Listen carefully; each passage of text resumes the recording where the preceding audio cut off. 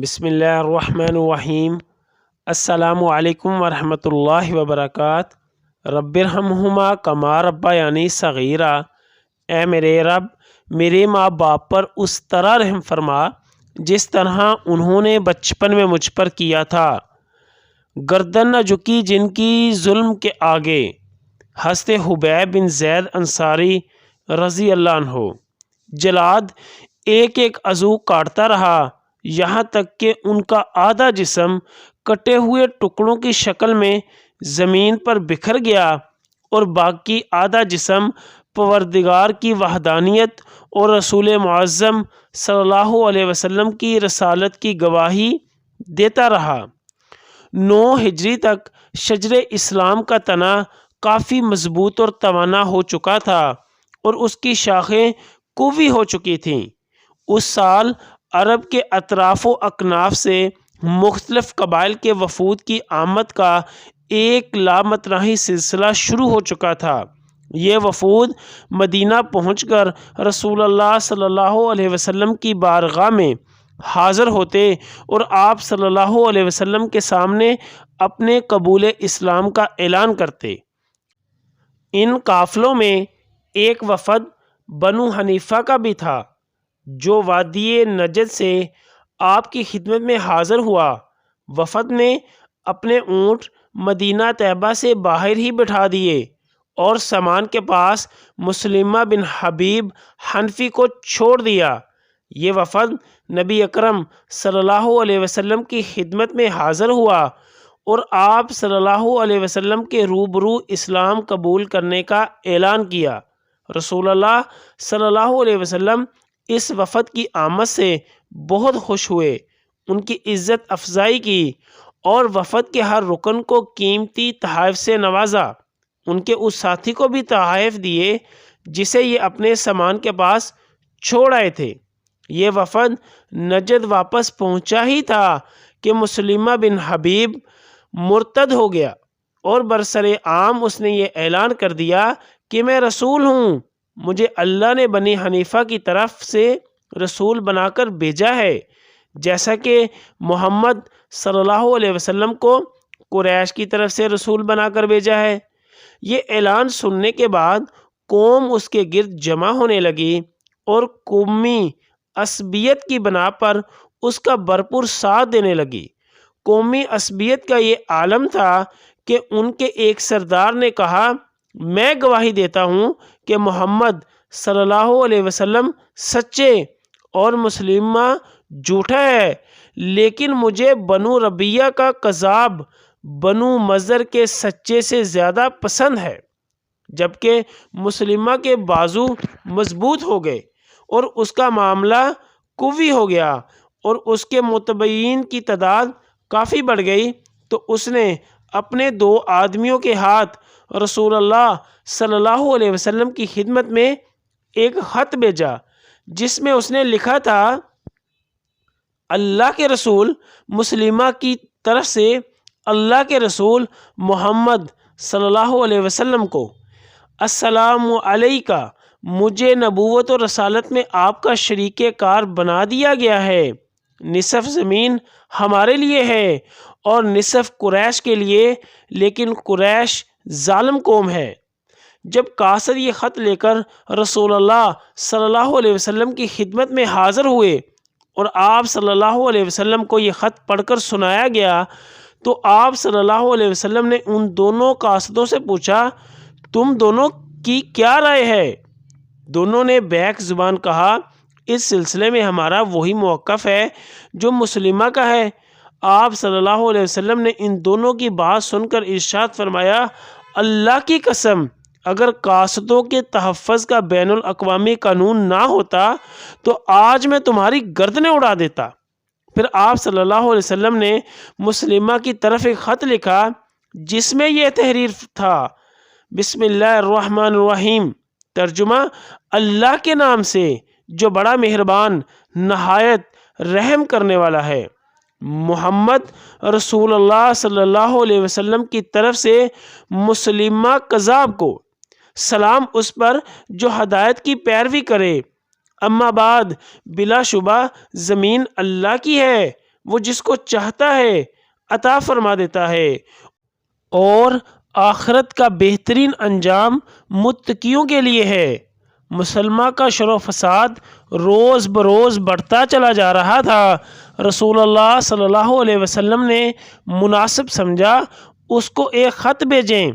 چنانچہ اس خط کو لے جانے کے لیے اپنے صحابی حضرت حبیب بن زید رضی اللہ عنہ کو طلب فرمایا، جو اس وقت ایک خوبصورت اور بھرپور جوانی کے مالک اور سرتاپا ایمان کی ایک مکمل تصویر تھے۔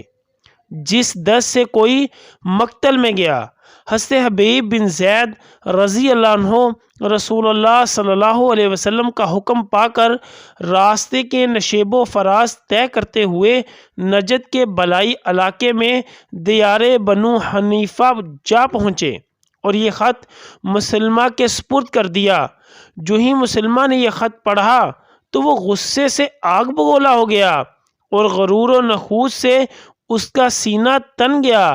کینہ و بغض، ظلم و تعدی اور جور و جفا کے آثار اس کے منحوس چہرے سے نمایاں ہونے لگے۔ غیظ و غضب سے بے قابو ہو کر اس نے حضرت حبیب رضی اللہ عنہ کو پابند سلاسل کرنے کا حکم جاری کر دیا اور ڈانٹتے ہوئے یہ کہا کہ کل دن چڑھتے اسے میری عدالت میں پیش کیا جائے۔ مجلس میں کرسی صدارت پر مسلمہ کذاب بیٹھا ہوا تھا، دائیں بائیں مرید اور متبعین بیٹھے تھے۔ عوام الناس کو بھی دربار میں داخلے کی اجازت تھی۔ مسلمہ نے حضرت حبیب رضی اللہ عنہ کو مجلس میں پیش کرنے کا اشارہ کیا، چنانچہ وہ بوجھل بیڑیوں میں آہستہ آہستہ قدم اٹھاتے ہوئے اس کے سامنے پہنچے اور اس کینہ پرور مجمع میں سینہ تان کے کھڑے ہو گئے۔ مسلمہ نے ان کی طرف دیکھا اور کہا، کیا تم گواہی دیتے ہو کہ محمد صلی اللہ علیہ وسلم اللہ کے رسول ہیں؟ ہاں، انہوں نے جواب دیا، میں گواہی دیتا ہوں کہ محمد صلی اللہ علیہ وسلم اللہ کے رسول ہیں۔ یہ جواب سن کر غضب سے مسلمہ کی رگیں پھول گئیں اور کہا، کیا تم یہ بھی گواہی دیتے ہو کہ میں اللہ کا رسول ہوں؟ میرے کان تمہاری بات سننے سے قاصر ہیں، انہوں نے تمسخر امیز لہجے میں کہا۔ یہ سن کر مسلمہ کا رنگ بدل گیا، غصے سے اس کے ہونٹ کانپنے لگے۔ اس نے جلاد کو حکم دیا کہ اس کے جسم کا ایک عضو کاٹ دو۔ جلاد نے تلوار کا ایک بھرپور وار کیا اور جسم کا ایک حصہ چشم و زن میں کٹ کر زمین پر پھڑ پھڑانے لگا۔ اس کے بعد مسلمہ نے دوبارہ پوچھا، کیا تم گواہی دیتے ہو کہ محمد صلی اللہ علیہ وسلم اللہ کے رسول ہیں؟ فرمایا، ہاں، میں گواہی دیتا ہوں کہ محمد صلی اللہ علیہ وسلم اللہ کے رسول ہیں۔ اس نے پوچھا، کیا تم یہ گواہی دیتے ہو کہ میں اللہ کا رسول ہوں؟ انہوں نے فرمایا، میں کہہ چکا ہوں کہ میرے کان تمہاری یہ بات سننے سے معذور ہیں۔ اس نے جلاد کو حکم دیا کہ اس کے جسم کا ایک اور حصہ کاٹ دیا جائے۔ حکم سن کر جلاد نے ایک اور وار کیا۔ دیکھتے ہی دیکھتے جسم کا ایک اور حصہ کاٹ ڈالا۔ اب یہ دونوں حصے ایک دوسرے کے برابر زمین پر پھڑ پھڑا رہے تھے۔ مجمع دم بخود ٹکٹکی لگا کر یہ المناک منظر دیکھ رہا تھا۔ مسلمہ سوال کرتا رہا، جلاد ایک ایک عضو کاٹتا رہا اور حضرت حبیب بن زید رضی اللہ عنہ کہتے رہے، میں گواہی دیتا ہوں کہ محمد صلی اللہ علیہ وسلم اللہ کے رسول ہیں، یہاں تک کہ ان کا آدھا جسم کٹے ہوئے ٹکڑوں کی شکل میں زمین پر بکھر گیا اور دوسرا نصف پروردگار کی وحدانیت اور رسول معظم صلی اللہ علیہ وسلم کی رسالت کی گواہی دیتا رہا۔ بالآخر ان کی پاکیزہ روح کف سے انصری سے پرواز کر گئی۔ اس وقت ان کے ہونٹوں پر رسول پاک کا نام تھا، محمد صلی اللہ علیہ وسلم کا نام، جس کے دست مبارک پر انہوں نے عقبہ کی رات میں بیعت کی تھی۔ جب ان کی والدہ حضرت نصیبہ مازنیہ رضی اللہ عنہا کو ان کی شہادت کی خبر دی گئی تو انہوں نے صرف اتنا کہا، میں نے ایسے ہی موقع کے لیے اپنے بیٹے کو تیار کیا تھا۔ اس نے بچپن میں رسول اللہ صلی اللہ علیہ وسلم سے عقبہ کی بیعت کی اور جوان ہو کر ان سے وفاداری کا حق ادا کر دیا۔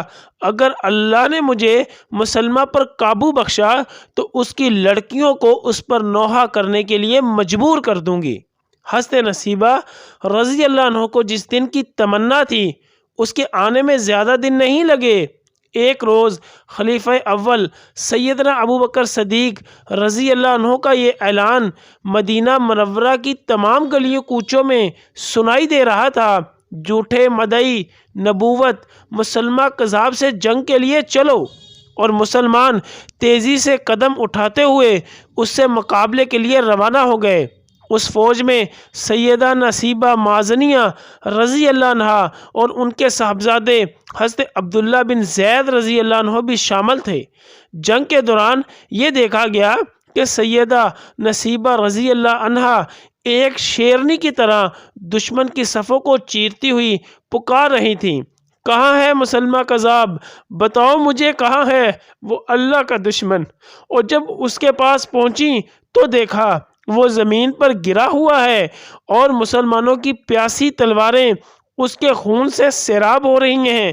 یہ دیکھ کر ان کا دل خوش ہو گیا اور ان کی آنکھیں ٹھنڈی ہو گئیں۔ یا اللہ، حضرت حبیب بن زید رضی اللہ عنہ کو جنت الفردوس کے بالا خانے عطا فرما۔ یا اللہ، خاندان اہل بیت کی سچی محبت ہمارے دلوں میں راسخ فرما۔ یا رسول اللہ صلی اللہ علیہ وسلم، ہمارے ماں باپ اور ہماری آل اولاد آپ صلی اللہ علیہ وسلم پر قربان ہو، آمین یا ارحم الراحمین۔